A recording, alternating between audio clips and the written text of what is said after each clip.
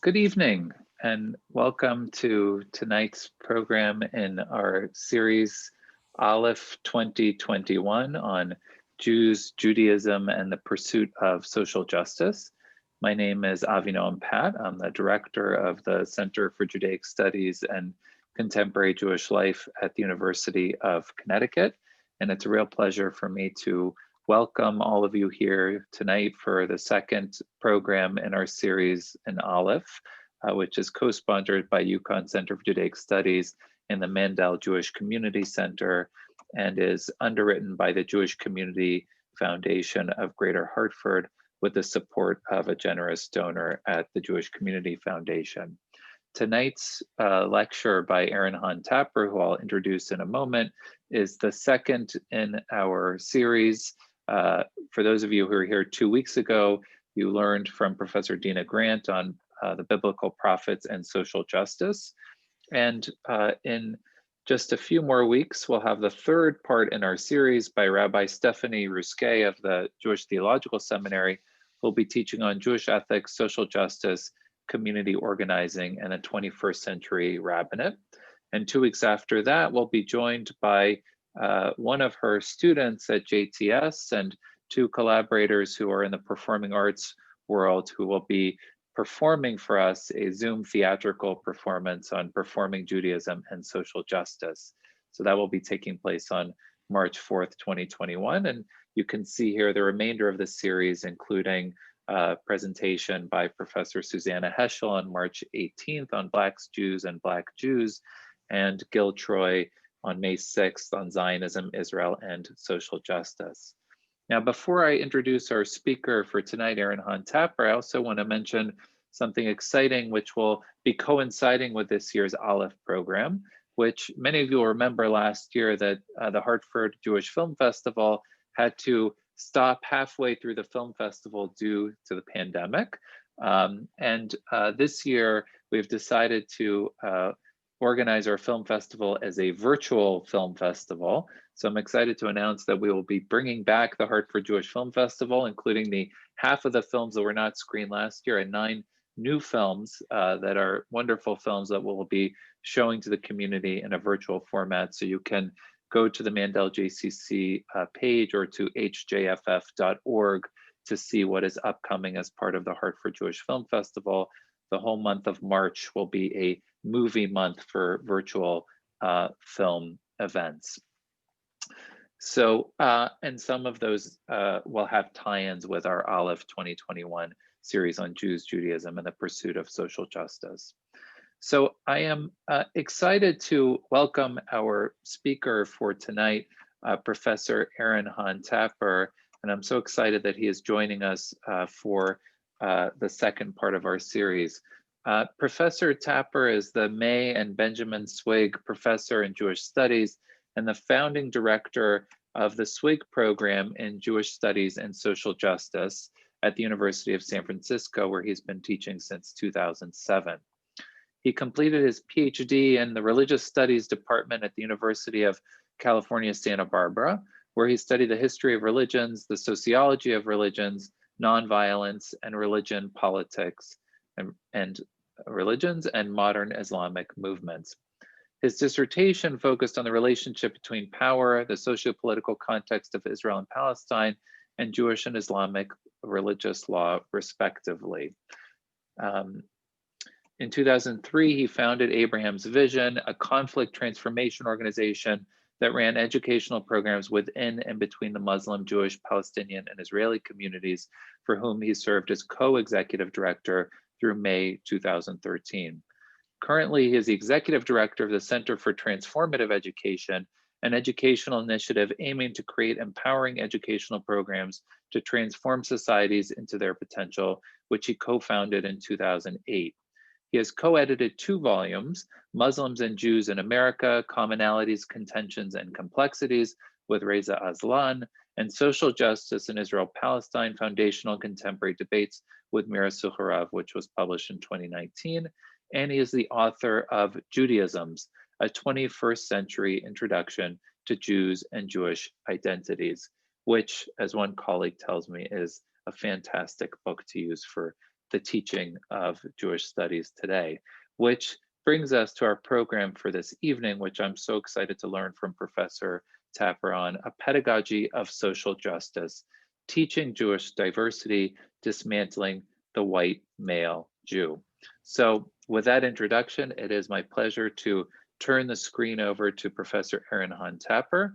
I'll just mention before I do that, as we did at our last program, if you have questions for Professor Tapper as we go through, please type them into the chat at the bottom of your screen.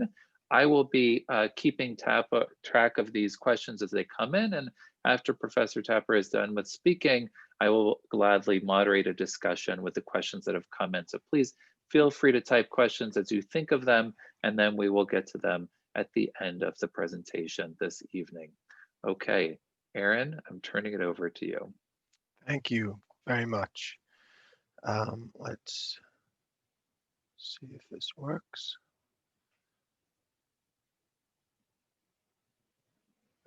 Okay, all right.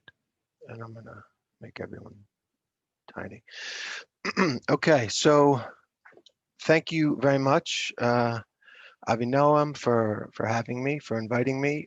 Thank you to the Mandell JCC, the Jewish Community Foundation, UConn Jewish Studies Program. It's a pleasure to be here. My background is I'm a professor out in San Francisco, as Avi noted, and I grew up on the East Coast, went to Jewish day schools back east for 13 years, and moved out here a few decades back. I share that because part of my shift in an understanding of Jews and Jewish people has been a direct result of living out in California, and seeing the basic and different ways that Jews out here practice their Judaism, perform their Jewish identities, if you will, that are in broad strokes very different than back east. So today I'm going to share some thoughts, and hopefully we'll have a robust Q&A afterwards. Most of this is all rooted in a book called Judaisms that I wrote and came out a couple years ago. I share all that not because, as Avi knows, not because academics make any money whatsoever on our books, but rather if there's any ideas that I present that are interesting to you, those ideas are probably unpacked in much larger ways in the book that I wrote. So I'm going to walk you through a pedagogy of social justice, one way that one can look at the teaching of Jews or of Judaisms through the lens of social justice.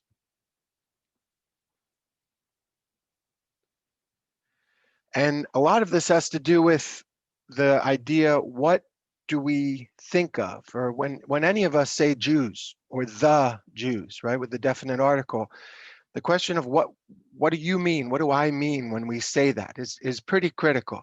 Not just in the non-Jewish world, right? The 99.8% of the planet Earth's humans that do not identify as Jewish, but also within the Jewish community itself.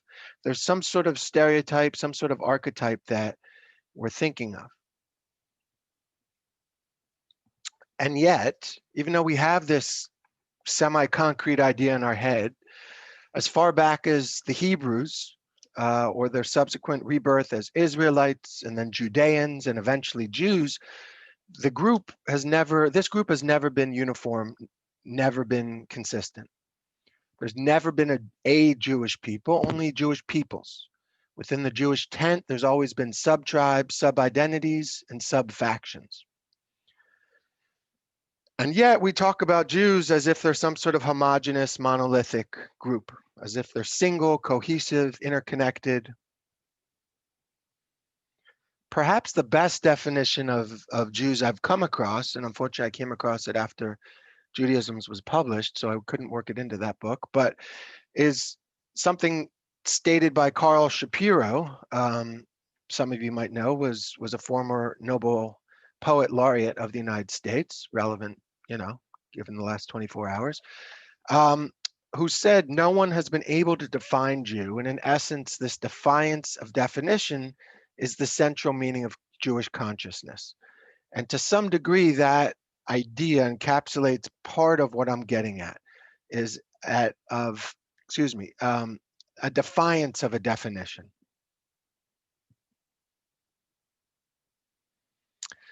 So when we think of a stereotype, Bell Hooks, a famous theoretician out there, she writes, stereotypes, however inaccurate, are one form of representation. Like fictions, they are created to serve as substitutions, standing in for what is real. They're not to tell it like it is, but to invite and encourage pretense. They're a fantasy, a projection onto the other that makes them less threatening. Stereotypes abound when there is distance. They are an invention. So I want to put that out there, of this idea of stereotype as representation. So when we talk about the Jewish story, Jews commonly teach a dominant storyline or dominant narrative about the Jews. And to some degree, I'm going to be laying this out and deconstructing it, breaking it down, and really unveiling the reality of the extraordinary diversity within Jewish communities. So the dominant Jewish identities today in 2021 are those that are Ashkenazi, right? Jews who are of descent of people from Europe and or Russia, primarily Eastern Europe, male, American or Israeli, heterosexual, cisgender, meaning, a term for people whose gender identity matches the sex they were assigned at birth. So someone who identifies as a woman and was assigned female at birth is a cisgender woman, as opposed to, say, transgender. Middle class or upper class, and thinking of Jews as a religion. These are the dominant tropes when we talk about Jews. That individual, that Jew, would embody these identities. Right? So one of the archetypes of Jews would be Woody Allen, putting aside all of the mishugas of the last 2 decades that's come out regarding him. This idea that Woody Allen encapsulates the New York Jew, which for some people is the Jew, is obviously something that wasn't birthed with the first Jew who came to the United States of America, but really has come of age in the lifetime of all of us on this call. And yet, when Woody Allen himself wanted to depict the Jew in famous scene from Annie Hall, this is how he had his makeup done. Now, a fellow academic out here, Shana Hammerman, has a great book on how Jews are represented in Hollywood, where she unpacks this idea of what does it mean that that's how he had to dress, or his makeup and such, how he had to dress up to make it look like, oh, he's Jewish, right? It's a scene, and for those who don't know it, he's at the Thanksgiving table with his then girlfriend, Annie Hall, and he thinks that Grammy Hall, Annie Hall's grandmother, is looking at him and thinking Jew, and that this is what he looks like. But that archetype, Sammy Davis Jr., who unfortunately most people under the age of 30 probably do not know who he is not the archetype of a Jew. Albert Einstein, for whatever reasons, is. Manny Patinkin, as opposed to Lenny Kravitz. All these people identified as Jews or identify as Jews. Leonard Nimoy, William Shatner, right? Both Jewish. Why would one think, oh, Spock or Leonard Nimoy looks more Jewish than Captain Kirk? Gershom Suzomu does not fall into the stereotype of what a Jew looks like. He is the chief rabbi of Uganda. Barbara Streisand, perhaps, does fall into that, although she's female. Maya Rudolph probably doesn't, even though she also identifies as Jewish. Then you have someone like, at this moment in time, this individual went by the name of Yisrael Avraham Stein, or probably pronounced at that point, Yisroel Avram Stein, who now identifies as Abby Stein, right? And that's the same human. Abby transitioned and identifies as Abby, as a powerful speaker, wrote a book called Becoming Eve. Abby Stein is less archetypical of a Jew as opposed to the way in which Abby presented herself previously. Right, so we're going to look at these 7 social identities. All right, we also have, beyond that, in pop culture, we have the way that Jews were depicted or are depicted in The Simpsons, in Curb Your Enthusiasm with Larry David, Family Guy, right? This all reflects this idea of the Ashkenazi, white, identified, heterosexual, male, et cetera, et cetera. Even at the Seder that took place under Barack Obama's administration, you had similar, it was an Ashkenazi way of the ritual practice of the Passover Seder was very Ashkenazi based. All right, so this is a quick little, I guess we could say, experiment. It's going to last for 1 minute. The instructions will be online. No doubt many of you have come across this before, and no doubt some of you have never. But I'm introducing it just to make a point. So it's a short video. So it's a selective attention test. Count how many times the players wearing white pass the basketball. That's your goal. How many times the players wearing white pass the basketball?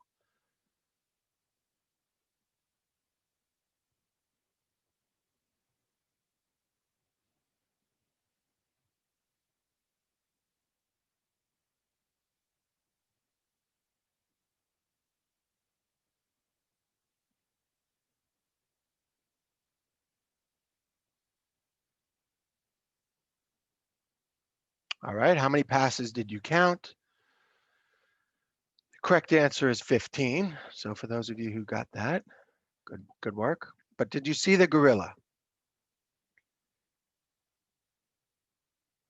Right, so those of you who saw the gorilla are probably like, why would they even ask, did I see the gorilla? But statistically speaking, because Simmons and Chabris did this experiment over the course of time in multiple different venues, and they found, there we go, they found that roughly 50% of people, of participants in their experiment, did not see the gorilla. Now, if you see the gorilla, it's kind of startling to not see it. But I have done this with family members, and roughly about 50% of my family. So it kind of holds up to their conclusion. But more to the point is the gorilla is right in front of you, and half of us don't see it and half of us do. And the reasons we don't see it, say Chabris and Simons, is due to something called inattentional blindness. Inattentional blindness, where sometimes we literally don't see what's right in front of us. It's a human characteristic, and it plays out all the time in all sorts of ways. But another way of understanding inattentional blindness might be as bias, right? If we're talking about people and social identities, we might actually reframe that as some sort of form of bias. All right, so I'm going to go through these social identities, have these things in the back of your mind: inattentional blindness, stereotypes as representation. All right.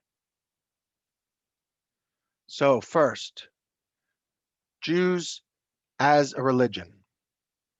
So the stereotype is that Jews are part of the Jewish religion, which is called Judaism. And no doubt, many Jews identify as Jews insofar as I'm a Jew, it's my religion. That's why I identify as a Jew.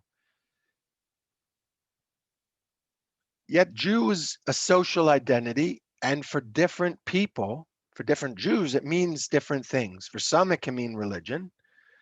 but we're walking around with multiple social identities at once, right? Every one of us, we have an age, we have some form of citizenship, culture, ethnicity, gender, nationality, physical ability, physical appearance, profession, race, religion, sex, sexual orientation, socioeconomic status, and on and on and on and on, right? We have all these identities, some of them apparent to people, some not, more internal. In terms of entering the conversation of being a Jew, for many Jews, they're Jews by virtue of it is their culture, or it is their ethnicity, and or it's their nationality, and or it's their race, and or it's religion. Dating back to 2000 and confirmed again in 2013, roughly 1/3 of Jews under the age of 40, for them, they do not have a religion. Roughly 30% of Jewish Americans under the age of 30 say, I do not have a religion, but I identify as Jewish. It is my culture. It is my heritage. It is my ethnicity. That's all to say that there's a stereotype that Jews identify as Jews vis-a-vis religion. And for older Jews, that is the case, statistically speaking. But for many younger Jews, they identify as not having a religion. They still identify as Jewish, these individuals, but they say, I don't have a religion. It's my culture. So there's different ways to even enter the conversation. The idea that Jew is a signifier, a word that represents one's religion, can be the case for many Jews, but certainly is not the only way to enter that conversation.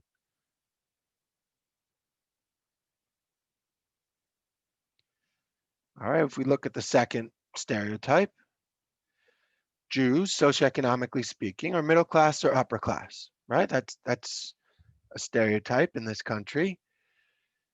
The fact of the matter is poverty exists in the American Jewish community just as it exists in other American communities, statistically speaking. So if you take New York City, the most populated Jewish city in the United States, i.e. the most Jews in one place, in one city is New York City, roughly 1.8 million Jews live there, and 1/3 of them live in poverty or near poverty. 20% of them are children. Those are roughly the identical statistics for non-Jews in New York City. So even though there's a stereotype that Jews are middle class or upper class, the fact of the matter is there's just as many poor Jews as there are poor non-Jews, and middle class Jews as there are middle class non-Jews, etc. Right? I picked out New York because second to Tel Aviv, it's the second most Jewish populated city in the world. If we look at two other social identities, heterosexuality, one's sexual orientation, cisgender, one's gender identity, the stereotype is that Jews are cisgender, right? That they are not transgender, that Abby Stein would not be the stereotype of a Jew. Perhaps Yisrael Stein, but not Abby Stein, and are heterosexual. But the fact of the matter is that there's lots of Jews who are queer. Some identify as gay, homosexual, lesbian, some identify as transgender, some identify as gender nonconforming, etc. And over the last 20 years in particular, I'd say really a shift started taking place around 2000. In the Jewish community itself in America, you start to see organizations that are geared towards Jews who identify as LGBTQIQ or as gender nonconforming, right? This is a photo taken from the Keshet website. Keshet is a LGBTQ organization for and run by Jews. And you have situations the last number of years that have emerged that didn't exist prior to this point. That is to say, not that you didn't have people identified as homosexual or transgender or intersex or non quote unquote normative sexual identities, sexual orientation identities, genders. That has always been the case. What has been becoming slowly, but becoming more normal is the idea of this, for instance, the second image there, that's Tom Sosnick, a student just a couple years ago in a Jewish day school out here in the Bay Area, where Rabbi Tzipi Gabai, female rabbi, first Moroccan female rabbi in history. She created a transition ceremony, a gender transition ceremony for Tom Sosnick, who identified prior to that point as female. And at this point, from this point yonder, publicly, Tom identifies as male. So these are new rituals, for instance. This idea of Americans or Israelis, right? That's who Jews are. They're American or they're Israeli. Those are the dominant ways of presenting a Jew. If you want to say, well, how do Jews do something? How do they light candles? Oh, well, it's the American or Israelis who will dictate how that's done.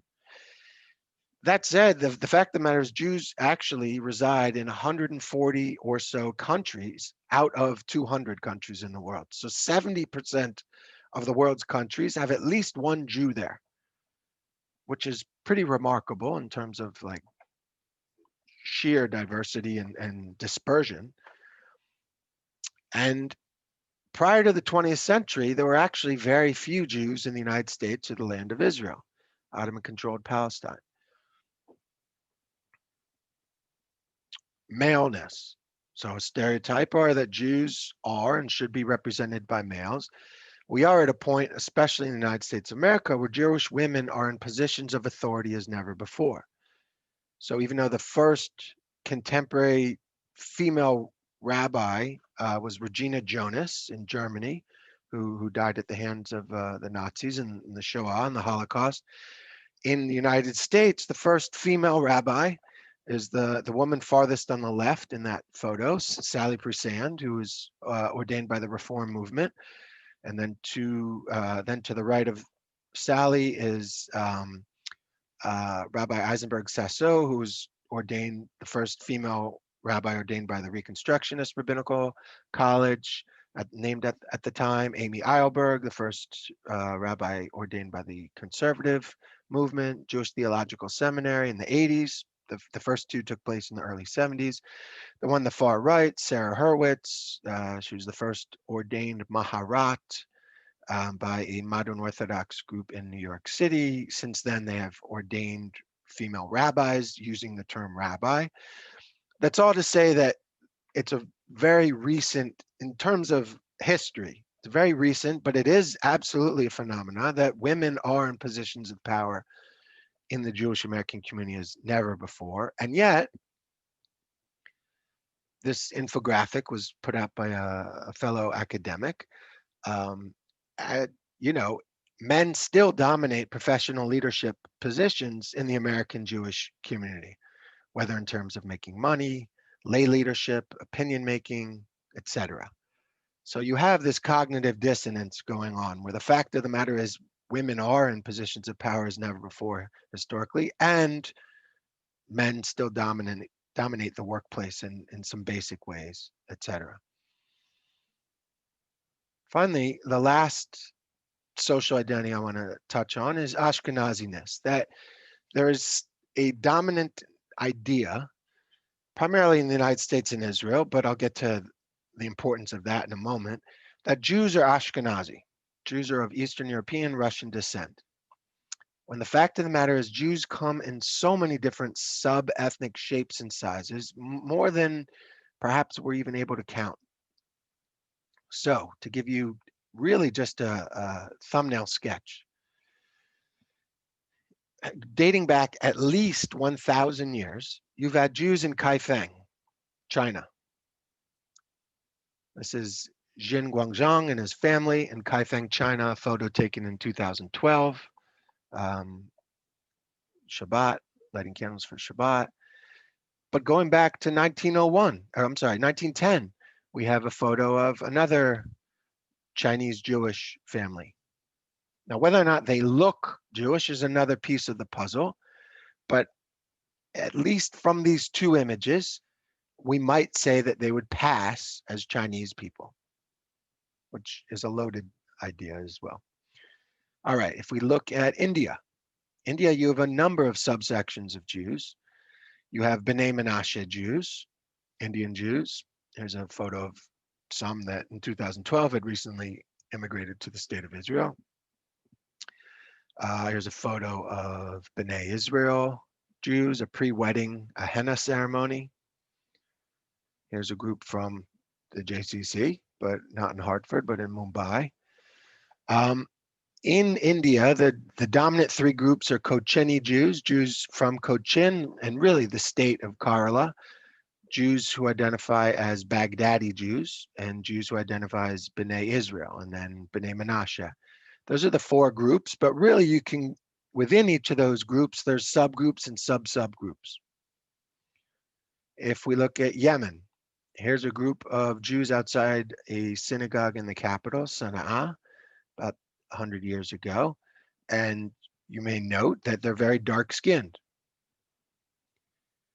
Here's another group, here's a family, roughly around the same time period. And if you look at aside from the side locks, the peyot or peyas that the father and son have, if you hone in on the mother and daughter, I'm not sure how many of us in the call would say that's what a Jew looks like in terms of stereotypes, right? Here's another Jew from Yemen, also from Sana'a. Here's a group that had recently immigrated to Tel Aviv prior to the establishment of the State of Israel in 48. A group of Habani Jews, Yemenite Jews from the east in Yemen. There's all sorts of subgroups of Yemenite Jews. So if I take one example of this, not Chinese Jews or Indian Jews or Yemenite Jews, but Moroccan Jews. If somebody told you they're a Moroccan Jew, so that might localize them somehow in your head geographically, but it actually doesn't tell you that much, because in Morocco, for instance, here are the number of different subgroups of Moroccan Jews that there are. And think of it like this, and before I go into the Moroccan Jews, think of it like this. If you open a door, there's a house, and the house says Jews and Judaisms, and you open the front door, and in the hallway, you see another 20 rooms, all right? And one of the rooms says Moroccan Jews, and you open it, and you go down that hallway, and there's 10 more rooms. In those rooms of Moroccan Jews, of that room, so to speak, you will have Berber Jews, those indigenous Jews, or those pre-Arab Jews in Morocco, who some of whom date their lineage back to 586 BCE, to the Babylonian exile, that their lineage goes back to when Jews were expelled from the land of Israel in the 6th century before the Common Era by the Assyrians and then the Babylonians. Syrians about 100, 150 years prior to that. Whatever the case, that they ended up in Morocco, and that's how they identify. So you have Berber Jews, and you have a number of different types of Berber Jews. You also have Moroccan Jews who came post 8th century during the Arab conquest of North Africa. You have Moroccan Jews who came from Spain and or Portugal. The big inquisitions were 1492 and 1495, but actually Jews were being expelled and forced to convert to Catholicism or to flee for their lives for hundreds of years. 1492 and 1495 are marked on the calendar as the bigger ones, but actually that process was taking place roughly from the 12th century through the 15th century. So you have multiple waves of Jews coming from Portugal, coming from Spain, ending up in Morocco.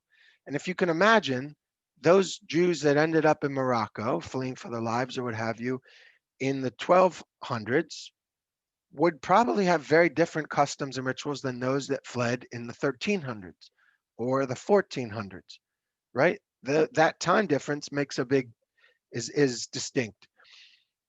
In addition, you had Jews, so-called Marranos, more academically, more popularly called conversos today, that came from Morocco and Portugal. So those Jews, conversos, were those Jews that publicly performed their Catholic identities and privately in their homes, in secret, performed their Jewish identities.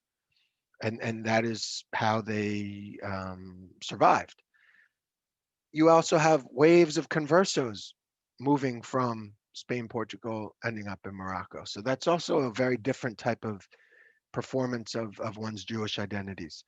You have Jews coming from Russia, actually, pogroms in the 1800s that ended up in Morocco. You have Jews that came to Morocco during the French colonial period in the 19th and 20th centuries. Um, Probably left one out. But so in the north of Morocco, right at the tippy top up here or here, right? This is Spain, Morocco, the Strait of Gibraltar. In the north of Morocco, you have two cities, Ceuta and Melilla. These two cities are actually Spanish. They're sovereign Spain. You literally need a passport to get from Morocco into Ceuta or Melilla. They've picked up some news in the last 6-7 years in terms of African refugees trying to get to Europe through Ceuta and Melilla. So as the crow flies, it looks like it's part of Morocco, but technically, legally and otherwise, Ceuta and Melilla are Spanish, and it's sovereign Spain.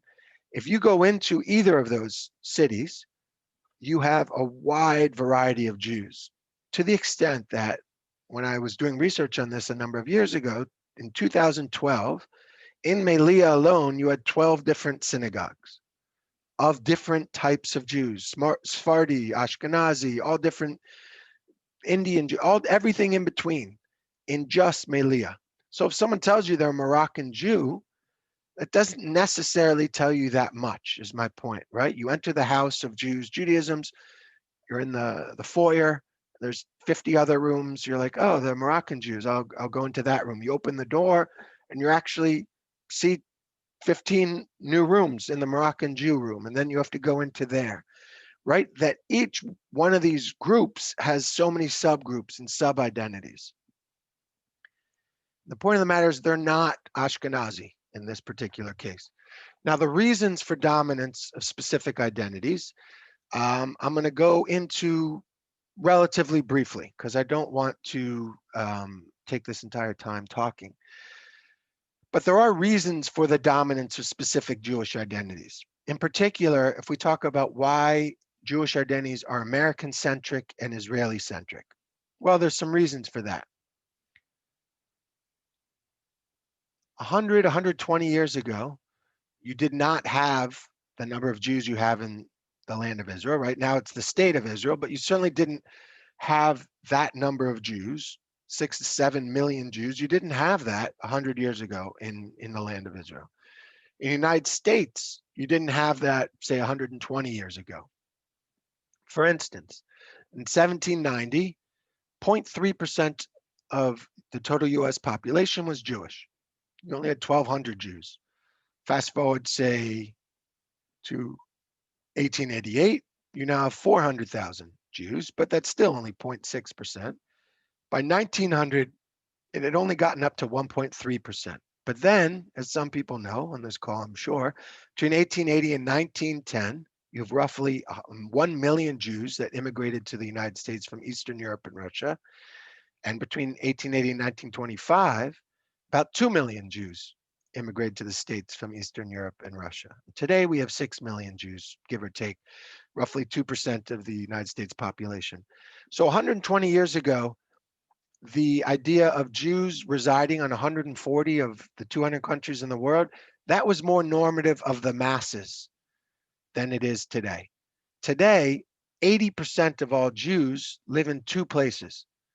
40% of all Jews live in the United States, 40% of all Jews live in the state of Israel. Historically speaking, that's completely ahistorical, it's anomalous.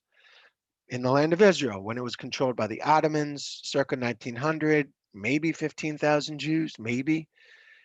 You start to see, under the British occupation, you start to see more and more Jews immigrating to British occupied Palestine. And then state of Israel from 48 onward, you see very steady growth up to roughly 6 to 7 million Jews.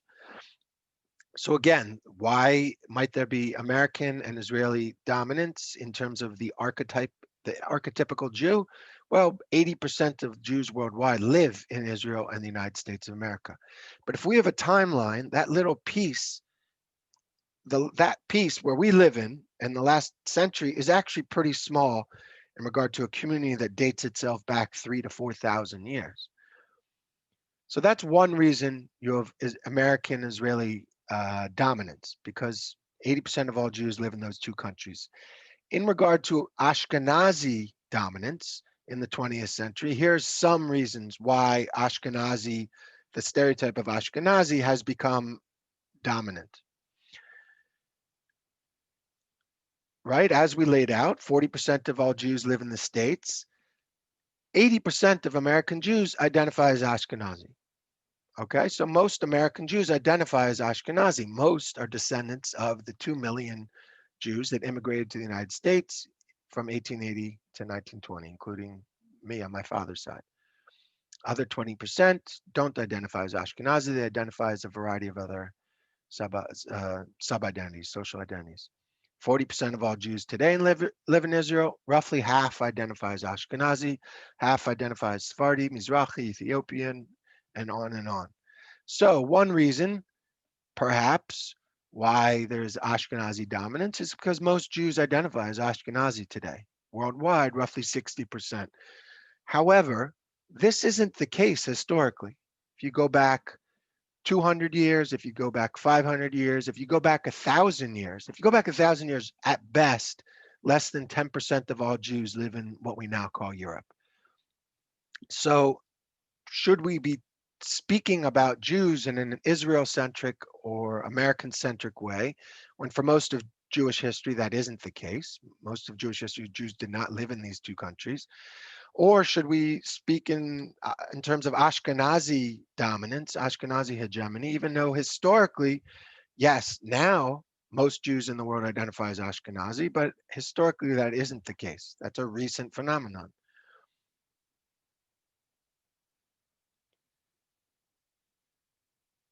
All right, a few other quick reasons for Ashkenazi ascendancy. In America, Ashkenazi Jews have become homogenized, meaning you have so many different groups of Ashkenazi Jews that immigrated to the States, but over time, these Jews have become Ashkenazi as opposed to German Ashkenazi or Polish Ashkenazi or Lithuanian Ashkenazi. To give you an example, in 1851, in my neck of the woods, San Francisco, the first synagogue was founded, 1851. You had a group of Bavarians, we'll call them we'll call them Germans, and basically you had a group of Germans and Poles who came together and wanted to start a synagogue in 1851. Within roughly 6 months, they decided to start two different synagogues. Congregation Emmanuel was started by what we would now call German Jews. Shereth Israel was started by what we would now call Polish and Yiddish-speaking Jews. These Jews didn't like each other. You know, that's a stereotype in its own, but that was the dominant, historically speaking, that's the dominant perspective. The Polish-speaking ones and the German-speaking ones had two very different ways of doing things. And for most of San Francisco's history, into, I would say, mid-20th century, maybe a little bit before that, they were oil and water. If you went to Emmanuel, these synagogues are 1.5 miles away from each other in the city of San Francisco. If you went to either synagogue today and ask the people who go there if they knew the word Ashkenazi, they probably wouldn't, if they knew they were Ashkenazi, and if, say, an Emmanuel family knew they were German Ashkenazi, and a Shereth Israel family knew they were Polish Ashkenazi, my guess is they wouldn't care that they were talking to someone from the other team, so to speak, right? That those biases within the Ashkenazi Jewish American community meant something a long time ago that don't mean much today in terms of tensions, in terms of negativity, right? My partner, my wife, her father is a German Jew, and they spoke German. He spoke German growing up. Actually, he grew up in state of Israel that was British Palestine, and then became the state of Israel. He was living there, but he spoke German and Hebrew. My people go back to Lithuania and Latva and spoke Yiddish. That would have been a problem, say 100 years ago. Thankfully, there wasn't a problem when I came along. Two other quick things for Ashkenazi, explaining Ashkenazi ascendancy or dominance. The Shoah and the founding of the State of Israel are probably the two most pivotal moments in 20th century Jewish history. The Shoah affected 99.9% of those murdered in the Shoah were in the Jewish community were of Ashkenazi descent.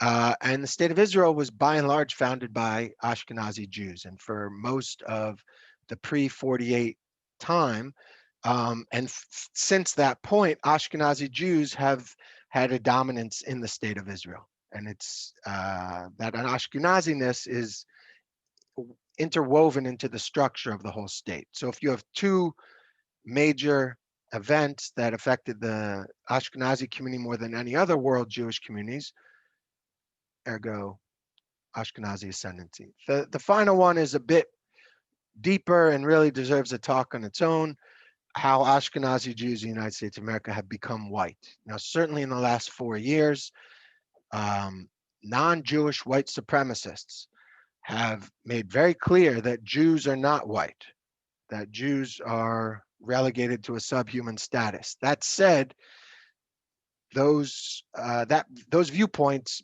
became much more vocal in the last 4 years and weren't nearly as vocal up till that point. So Jews, and for all intents and purposes, Ashkenazi Jews still pass as white. Now that's a whole other talk in its own right. And I'll skip the erasing diversity piece. All right, so in conclusion, even though we have these stereotypes of what represents the Jews, the actual facts on the ground are that there's multiple understandings of Jews, Judaisms, Jewish identities. There has always been, always will be. Perhaps once this fact is incorporated into the community's dominant narratives, the Jewish people's future will arrive. Thank you. Did I unshare screen? You did. Yes. Okay. Great. All right. Thank you. Thank you so much, Aaron. And there's a round of applause going from the, you can't see it in the room, but there's a round of applause going on for you. I got to tell you, that was very weird because I chose not to have the people, so I couldn't see anyone. Right. And yeah. I was not entirely sure if anyone was there. You ever have those phone calls where you keep talking and then you're like, hello? You still there? Right. And nobody, the call cut out. Anyway. It's yes, you're in a room. You're sort of you're in a room by yourself. You are in a room by yourself, but there are other people here listening to you.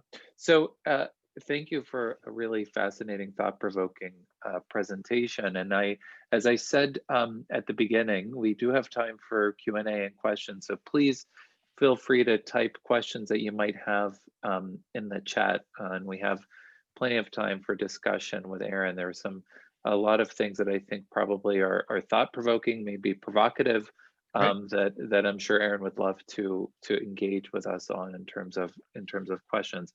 I'll get us started as people are starting to think of questions, and then we can take the questions that are coming into the chat. So I do want to start with a question, which is in the title of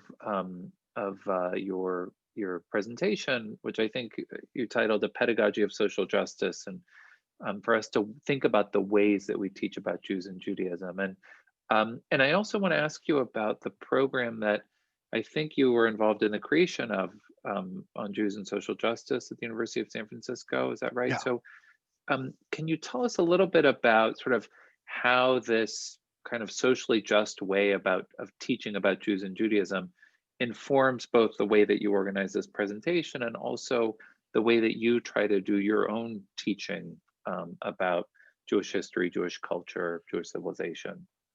Sure. Important question. So I came to USF in fall 2007. It was my first full-time teaching gig. And the first course I was tasked with teaching, Intro to Judaism, right? So I'd done little, say 45-minute short things on lectures on aspects of Judaism, but here's the first time I had 15 weeks, say 4 hours a week, to teach a group of students, tens of students, about Judaism. So, you know, as a young professor, I was pretty intimidated by that, and I did my research. I got hold of as many syllabi as I could. I got hold of as many Intro to Judaism books as I could, and through that process and through teaching, because I started teaching that course in 2007, over the course of a number of years, it was clear to me that that I wasn't teaching enough to the students, meaning California Jews are different pound for pound than East Coast Jews, stereotypically, right? For starters, you have much higher rates of Jews, families with Jews and non-Jews in them, Jews and non-Jews marrying one another. In the Bay Area, recent study, roughly 1/5 of all Jewish households have someone who identifies as a person of color. Whether they're a Jewish person of color or non-Jewish is another facet of the study, but you have a lot more non-Ashkenazi Jews that ended up in my classroom. And it was started to become clear to me that um, the dominant tropes in these Intro to Judaism books were too narrow, focusing on this thread of Jewish history and not that thread, leaving Middle Eastern Jews out of many things, and not until the state of Israel emerges, then looping them in. So through that process, I started putting together the book itself, and through that process, the book Judaisms, through that process, I came to terms with the fact that the way that I had been taught about Jews growing up on the East Coast in Philadelphia and the suburbs thereof, and going to 13 years of Jewish private schools, day schools, and 10 summers at Jewish overnight camp, etc. And even in some of my studies in grad school, the way that I was taught about Jews and Judaism was much too narrow when bumped up against the world and the world Jewish communities. And that was when I started thinking of the way in which we teach any topic, probably less so mathematics and some of the sciences, but in the humanities at least, the way that we teach any topic actually can be more or less just in terms of presenting things in a narrow way, as this is the way all these people do this, when the facts of the matter is actually there's countless ways that these people do this.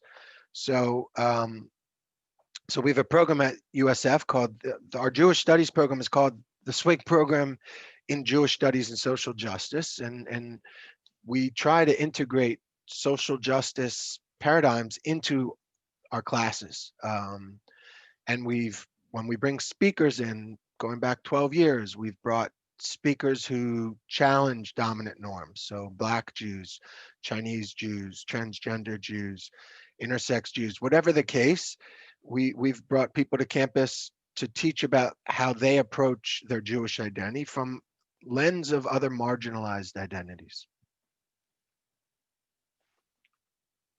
Great, thank you. So I have a question that just came in that I'll read verbatim from Philip that says, that asks about Israel and the example of Israel. And Philip writes, more people are intermarrying between the many sub-Jewish groups in Israel, which I think is great. Same thing is going on in Mexico City. Here in the United States, the trend is basically Jews marrying non-Jews. So you described this example of sort of Ashkenazi mixing, but there's a different type of sort of mixing taking place as well. It's clear that the future Jewish community will be more diverse. So maybe to build off of this question, based on your studies, can you talk about sort of how this kind of global diversity is also seeming to diminish, you know, in Israel in certain ways? I mean, in terms of marriages that are going on, or in other parts of, let's say, and I'm going to use a loaded term here. Last year, we did a whole study of home and exile and what we mean by diaspora, but also sort of the global Jewish community where you see different types of Jewish communities blending together. So what do you see as happening, and perhaps what this means for the future of these global diversity? Yeah. Great. So as Philip rightly points to, the lowest rate of Jews marrying non-Jews, intermarriage is the common term, some outmarriage. Lowest rate of Jews marrying non-Jews in the world is the state of Israel. Not surprisingly, when 75% of all Israeli citizens identify as Jewish. And the highest rate, I don't know if it's actually the highest rate, but one of the highest rates certainly is the United States of America. I'm sure there's countries with small numbers of Jews where actually the rates are higher. But, I think Israel aside for one moment, because that is an anomaly in terms of Jewish history of if you approach the Hebrew Bible as fact, then it hasn't been since the times of the Bible, of historical fact, then it hasn't been since the time of the Bible that you had that many Jews living in one place. But we'll put a pin in Israel for a moment. Jews, I think, historically are commonly part of the trends that are taking place in the world writ large. So, for instance, the fact that in the United States of America, the fact that roughly 30 to 35%, by some 38% of Jewish Americans under the age of 40 say, I have no religion and I identify as Jewish as my heritage ethnicity. In sociological terms, those are the nones, None, nones, right? They have no religion. That stat, roughly 35, 38% of Jewish Americans under the age of 30 say they have no religion and identify as Jewish. That's the norm among Americans under the age of 30, right? If we go to the Reformation of Jews, the Reform movement emerging out of Europe and Germany in particular, that was, it was later than the Protestant Reformation, but things that happen in Jewish communities are usually happening in the non-Jewish community or non-Jewish dominant world in which those Jews live. So those patterns and those trends are usually taking place, and of course they affect the Jews who live in that place in that given time. Now, state of Israel is different, and wait, before I get to Israel, that is to say that people around the world are marrying people outside of their community, so to speak, ethnic, racial, cultural communities, and marrying the so-called other in ways, historically speaking, that have never been the case. And that's happening across the world. And it's also happening in Jewish communities. Now, as we said, the state of Israel is an anomaly because you have 75% of the country's citizens identify as Jewish. So in Israel, for sure, first off, it's an amazing experiment, so to speak, that you have Jews, that many Jews in one place, and perhaps not unsurprisingly, you have Jews marrying Jews, from Sephardi Jews marrying Ashkenazi Jews or Mizrahi Jews or Ethiopian Jews. That said, if you look at the statistics, most Ethiopian Jews, for instance, marry in the state of Israel. Most Ethiopian Jews marry Ethiopian Jews. That I can dig up some data from Judaism's in the endnotes that are online. That you still have some in marriage and out marriage taking place, and a lot of it still has to do with prejudice.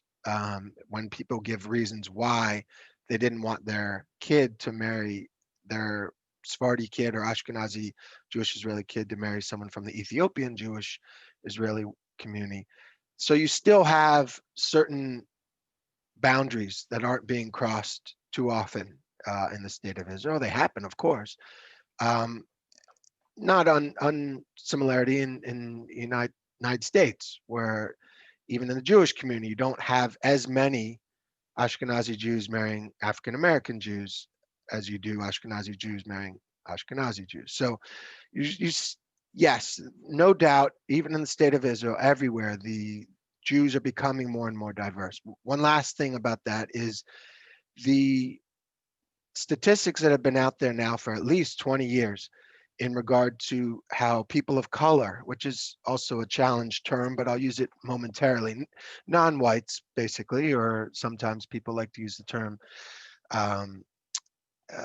Black, Indigenous people of color, BIPOC these days. People of color in the United States are becoming, there's a trend that by say 2050, they will be the majority, right? in the Jewish American community, you also see a trend, similar pattern of Jews of color becoming much and much more common in the United States of America, right? So there, again, you have a case of a phenomenon in the Jewish American community is reflective of the phenomenon in American community writ large. And absolutely, we're heading towards more and more and more diversity, which is part of my point is that we should teach the facts on the ground, which is that this community is unbelievably diverse, and we should embrace that diversity and teach about it.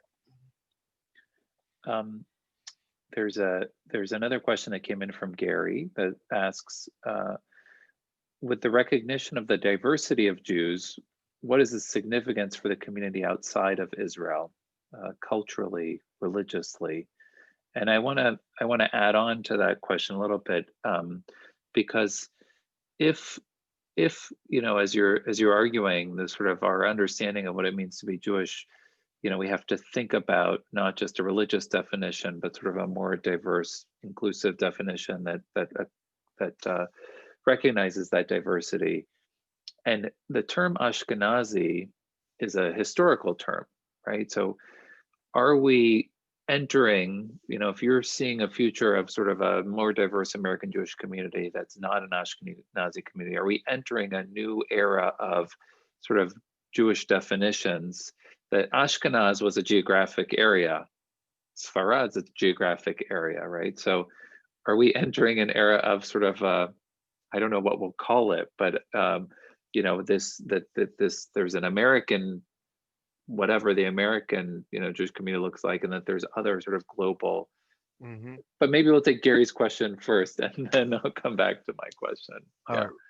I got lost in your question. Gary's question. I'm sorry. Yeah, Gary's No. question was, with the recognition of the diversity of Jews, what's the significance for the community outside of Israel, culturally Right. Okay. and religiously?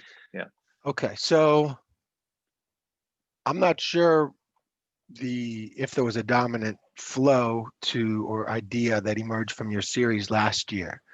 But in the Judaism's book, chapter 3 is called Zions, and I challenge the idea of Zion and diaspora, primarily because historically so many Jews have actually used the term Zion to refer to their land outside of Israel, right? That you have Bosnian Jews that call Sarajevo Jerusalem and Bosnia Zion. And you have that for countless Jewish communities. So putting aside the, you know, making Israel the epicenter or anything, for sure you have new expressions emerging from the state of Israel of being Jews. And you have new expressions of being Jews in the United States. And if we look at, say, from 1948 on in both countries, you have new expressions, right? The Israeli identity is entirely new. Obviously, you didn't have masses of people speaking Hebrew, for starters, as their main language. But it's an identity now. It's so outside of Israel, but also in Israel, all over, you have new dominant ideas bubbling, right? We don't know what is on the horizon. We don't know what, when you were speaking, Avi, I was thinking like, maybe is he trying to say like a post-Ashkenazi form of American Judaism or what have you? We don't know what's on the horizon, but everywhere that there's Jews of different backgrounds, you are starting to see Frederick Brenner, who's this photographer who went around the world for 20 years and took pictures of Jewish communities and has this amazing book called Diaspora. He uses the term cross-fertilization. And Jews have been cross-fertilizing both with non-Jews and with each other culturally forever, from the beginning of the Jewish community, right? If you take the Torah, the 5 books of Moses, as if it is history, they talk about then there are no Jews in the Torah, right? There's Hebrews and there's Israelites, but there's no Jews. But the Hebrews, the first Hebrews or the first Israelites, perhaps, that were leaving Egypt, there's a phrase in the Torah that calls them the mixed multitude. And from the get-go, this group was mixed. This group was diverse. Whether we, there's rarely a time I go to synagogue and I don't hear a rabbi talking about Jews in the Torah. There are no Jews in the Torah. There may be who Jews are the descendants of, for sure, but no one uses the term Jew. Get lost in my academic head, but point of the matter is that this group has always been diverse. If you look at the Israelites, what is this amazing book? I don't have it right here. There's a historical fiction based on the notion of the Israelites and who they were. And it talks about the different tribes as if they were all different peoples, right? When we think about this today, when Jews think about the Israelites, we think of them as some sort of homogenous group. But the Israelites are all these different tribes, right, that are descendants of, they're literally the descendants of the sons of Israel, right? Israel was Jacob. Jacob had changed his name to Israel. Then he had 12 sons and a daughter. And the 12 tribes become the 12 nations, the Israelites, etc. When we think about the Israelites, we think about them homogeneously, but historically they were entirely heterogeneous. So the idea of diversity isn't new to the Jewish people, is what a long-winded way of saying that in America and in the state of Israel and everywhere else, you have Jews interacting with one another and creating all types of sometimes new forms of Judaism. Certainly this year, I'm sure there are certain rituals that have emerged out of the situation with COVID-19 and the pandemic that might leave an imprint post-pandemic world, right? And that is the ongoing and maybe the power of Judaism is and the Jewish people is part of that ability to recreate themselves and ourselves over and over and over again. So we as you're talking, we have some really interesting questions that are coming in, and I want to make sure to get to these questions. And one that's interesting to think about is, you had this quote that said that the defiance of definition is central to Jewish consciousness, but it's also that the inability to define Jewishness is a central part of what it means to be Jewish. But it strikes me as you go back and think about sort of this heterogeneity of the Bnei Israel as it's reflected and in the Bible, and you talk about what your studies have found in the contemporary period about the global Jewish community, that it is so diverse. And now I'm going to push back on the idea of defiance of definition and say, well, what is it then that unites all of these diverse Jews all over the world? Right. And I'm thinking about, like, in the Pew study, there's the 9 essential things. Which one of these, do you consider essential to your Jewish identity? So what is there a way to say this is the thing? Is it a shared textual tradition? Is there something linguistic? Is it a view of the world? Is it just an identity of being Jewish? What is it, if anything? I don't know, is the short answer. Basically, in the Judaism's book, for the first 10 chapters, I kind of interrogate the signifier Jew in Judaism and show that there's only Jews and there's only Judaisms.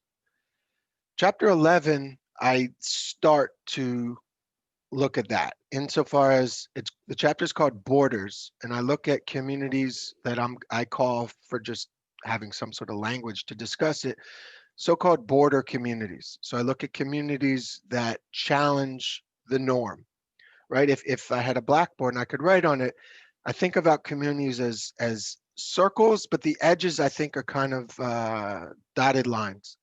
And the dominant idea is in the middle, but the dominant ideas are also always changing, right? And the boundaries of the edges, as an academic, I would say the boundaries are very porous. So the border communities, for instance, we have I look at African Hebrew Israelites of Jerusalem, a group that originated actually in the United States of America in Chicago, and originally claimed to be the real Jews and then claimed to be the real Israelites. And they've had a storied history in the state of Israel, as I'm sure you know. But you have groups that challenge and say they are actually the real Jews. They used to, they don't say that anymore. Or you have Samaritans. Samaritans broke off from the Israelites. They were actually, they traced themselves back to 2 or 3 of the Israelite tribes. And Samaritans today, interestingly, you have not that many left, maybe 700, literally that few, about 350 in the state of Israel, 350 in the West Bank, in right outside Shechem, right outside Nablus. And in the West Bank, Palestinians call the Samaritans Jews. So they might be the only community in the world that is called Jewish, and they say, no, no, no, we're not Jewish. We're Samaritans. But they're called Jews. That's literally 2.5 million or so Palestinians call them Jews. Then you have groups like the Karaites. So historically, the Karaites, depending on where you want to weigh in, they disagreed. Jews today, from a Karaite perspective, are called Rabbinites, that they followed the rabbis of the Talmud, and Karaites went a different way. So historically, you've had all sorts of tensions and coexistence between Rabbinite Jews and Karaite Jews. Today, the only Karaite synagogue in the Western Hemisphere happens to be right outside San Francisco, so I'm close with members of that community. Karaite Jews are accepted as Jews out here in the San Francisco Bay Area. They're Jews. When they were fleeing Egypt, most of them were Egyptian. In the 1950s, were fleeing Egypt. The Joint Distribution Committee and the Jewish Federation out here, it was Jews. They didn't make a distinction between Rabbinites, right? So then, obviously, I haven't answered. My point is that in ultra-Orthodox communities, or really in any community committed to halakha, committed to Jewish law, there is a firm line in the sand. You are Jewish historically, historically the last hundreds of years, if your mother is Jewish, if you're born to a Jewish mother, or if you convert according to the standards they accept, whether for an ultra-Orthodox Jew, probably the conservative movement standards wouldn't work. So in each of the chapters in Judaism, I start off with an autobiographical few paragraphs. So chapter 5, laws, I go into, so my mom converted to Judaism before I was born.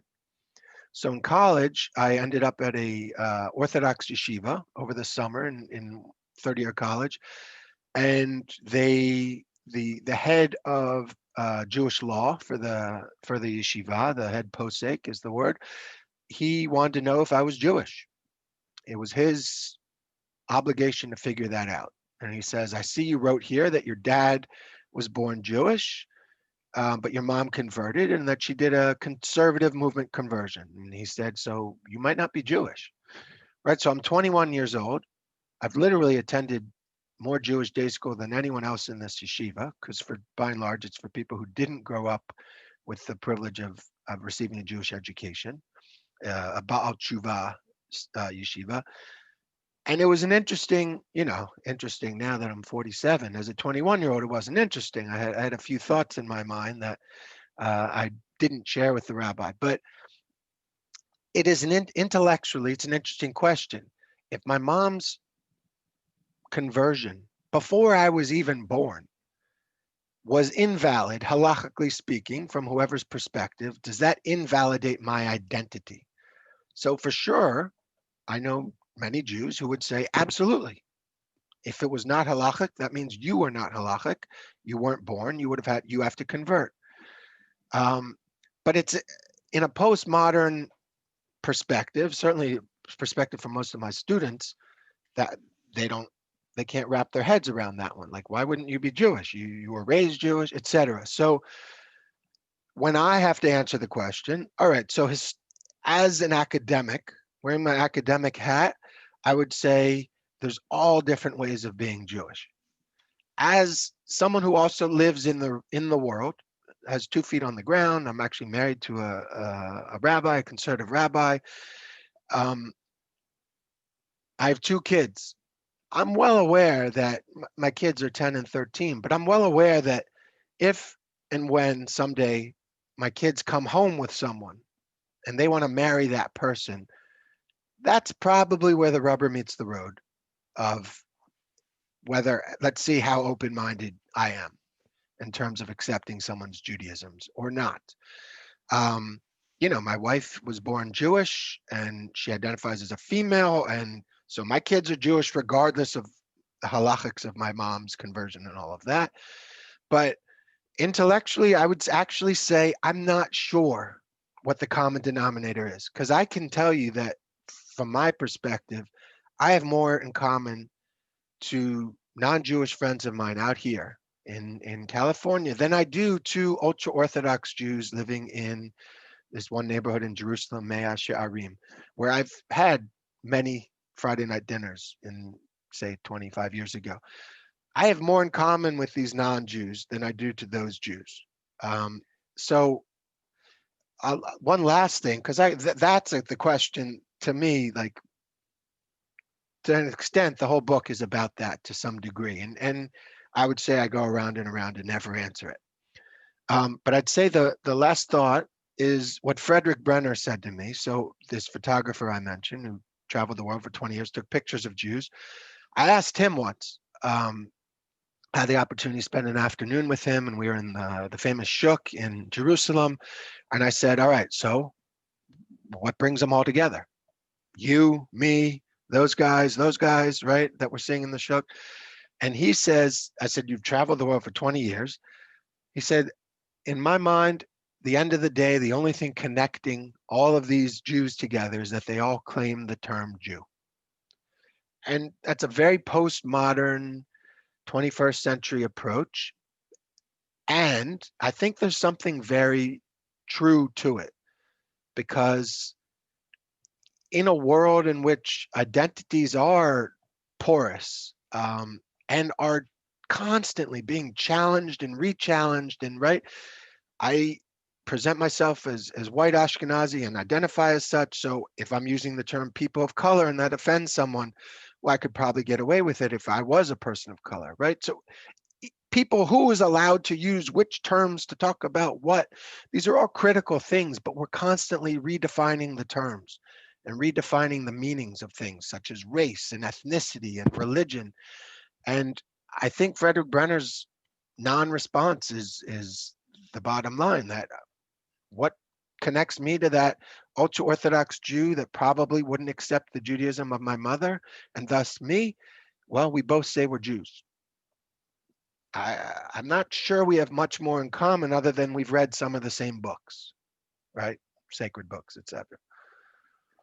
It's interesting. And this point that you raise about sort of that it's a matter of choice, right? It is, maybe that is a very postmodern sort of, it's one chooses their identity, and yet at the same time we have to deal with the consequences of sometimes having others choose your identity for you, Absolutely. right? And sort of the interrelationship between those two things. There is another question that came in, and maybe we'll make this the last question. And you sort of alluded to this, but I think this is a good sort of final question, because Linda Ruth writes in and says, if American Jews identify as quote unquote cultural Jews, but not religious Jews, they have more in common with European people that are Christian than Jews who are Ethiopian or Yemeni, right? And this is sort of the Ashkenazi majority here. So she asks, why would they marry those Jews from a different culture, since there's little contact between these people in America? And it's sort of, I think you were alluding to this also in terms of, as we see kind of cultural similarities, if Jews identify themselves culturally, why not gravitate and marry with other groups that are more culturally similar to them than people who we would say are also Jewish, but a world apart? Which I think is the reason that's why most Jews are marrying non-Jews in the United States, among other places. I think that is the reason, that the common denominators are much more about being American and whatever background within America, or maybe certain values, as opposed to, oh, well, I'm Jewish and you're Jewish, and that's enough, right? 150 years ago in San Francisco, the Polish Jew and the German Jew would not marry one another. I mean, stereotypically. Would either one of them marry a non-Jew? Absolutely not in 1851. But things change. And I would say, I married a Jewish person and I'm raising my kids Jewish. I certainly have non-Jews in my family, right? If my mom converted, clearly I have lineage, but I also have lineage on my dad's side. Some of my cousins are married to non-Jews. Why does this person marry someone? So if I'm making up names, if my cousin Felicia, totally made up name, if Felicia marries a non-Jew, Felicia born Jewish, marries a non-Jew, well, I imagine she married Fred or Frida because she has a shared values with Frida or Fred, and they have certain things in common, and that she didn't feel such a connection to her Jewish identity. I think so much of identity has to do with experiences that shape us. And probably the person, the Jewish American who feels that they're culturally Jewish, not religiously Jewish, marries the non-Jewish person because they love them and they have certain things that connect ideas and values and what have you. It's a more difficult question for me to answer simply because I didn't go that route. But if I'm not going to place a value judgment on it one way or the other, right? Why shouldn't they marry them? Why not? I'm not going to place a value judgment. Again, the rubber meets the road when my kids come home 10 years from now. In the Karaite community, for instance, I have asked some of the older Karaite Jews who literally are in their 80s and 90s, who immigrated to the United States from Egypt, where Karaite Jews had been living for hundreds of years. At points, they were the dominant Jewish group in Cairo in particular. I've asked them, do you care if your children marry another Karaite Jew? All of the ones I've informally asked have said, if they marry a Jew, right, i.e. a Rabbinite Jew, i.e. most Jews, that would be great. Their consideration isn't whether or not their Karaite children or kids raised as Karaite Jews marries another Karaite Jew. They just want them to marry a Jew. And most don't. Most marry non-Jews, let alone non-Karaite Jews. And that's, again, that's the way of the world right now. I also would add one other thing, that for those who are worried about that phenomenon, I wouldn't be, because if anything, statistics have showed us that Jews are constantly creating and recreating their identities. And there are a lot of Jews, right? There's 15, 16 million of them, of us, and they're not going anywhere. And the Jewish community is constantly thinking about survival, understandably so, given our history. But I would say the deepest question there, and I end my book there on this, so on my talk on this, is in the 90s, Rabbi Marshall Mayer, a famous rabbi in New York City, was asked if he's worried about the Jewish people in terms of survival. And he famously said, survival as what? Right? That to me is the question. It's not a matter of just putting Jews into the Jewish factory and churning out more Jews, because then I don't know what that means. It's about what types of people are we bringing and raising in the world, and it's not enough just to get your hand stamped with Jew, right? It has to mean something to you. It's a value. It's all sorts of things, and survival as what is really the question, not just survival, period. Thank you. Thank you, Aaron. I think that's a really fascinating way to end this discussion. And I want to thank you for really just a very thought-provoking, engaging presentation, and really excellent contribution to this series on Jews, Judaism, and the Pursuit of Social Justice. Let's all give Aaron a virtual round of applause. Thank you all And very much. yeah, and I want to thank you so much for being here and really forcing us to think differently about how we talk about Jews and Judaism, and also think about how we teach about Jews and Judaism in a way that applies these ideals of social justice to the way that we talk and teach about this topic. On February 18th, so that's in 3 weeks, I believe, we have our next program in the series on Jews, Judaism, and the Pursuit of Social Justice. And Rabbi Stephanie Risquet will be joining us to talk about what is really a fascinating program that they have at the Jewish Theological Seminary, where they apply this ideal of social justice to the rabbinate and to their work in the city and in community organizing. So I'm really, really looking forward to that program. I want to thank Professor Aaron Hahn-Tapper for being here with us this evening. Thank all of you for joining us, and we look forward to seeing you at our next program in ALEPH 2021. Everyone, be well, stay safe, be healthy. Hopefully vaccinations will be coming soon for everyone. Sei gesund. See you soon. Bye. Bye-bye.